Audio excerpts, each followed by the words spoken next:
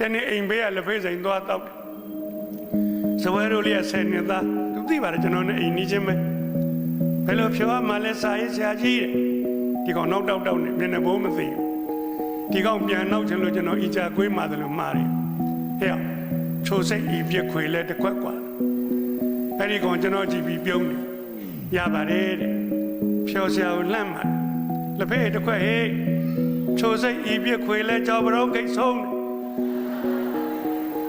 ဒီချာကိုလွန်လာအောင်မဒီကလေးကဖြည့်เสียရှိတယ်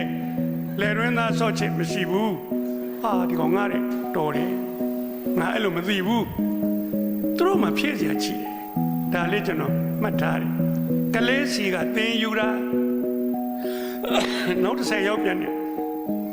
ဘယ်လိုပြောမှလဲဦးလေး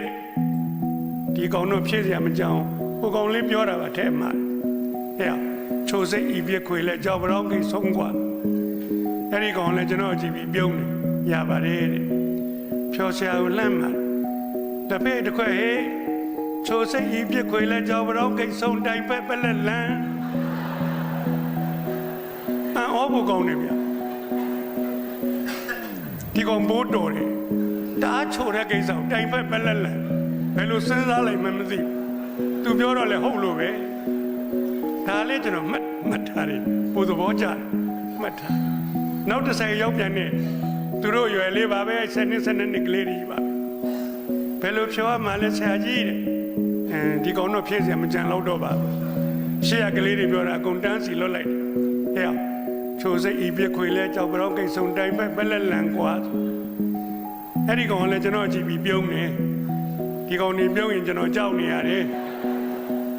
ဖြောဆရာကိုလန့်မှာလက်ဖက်တစ်ခွက်ဟဲ့ချိုးစိတ်ဤပြခွေလဲကြောက်ဘရောကိတ်ဆုံတိုင်းပဲပလက်လန်မြောင်းကြတဲ့ကောင်းဆိုင်ဒီလောက်တောင်ချိုးရင်လားသေစမ်းကွာ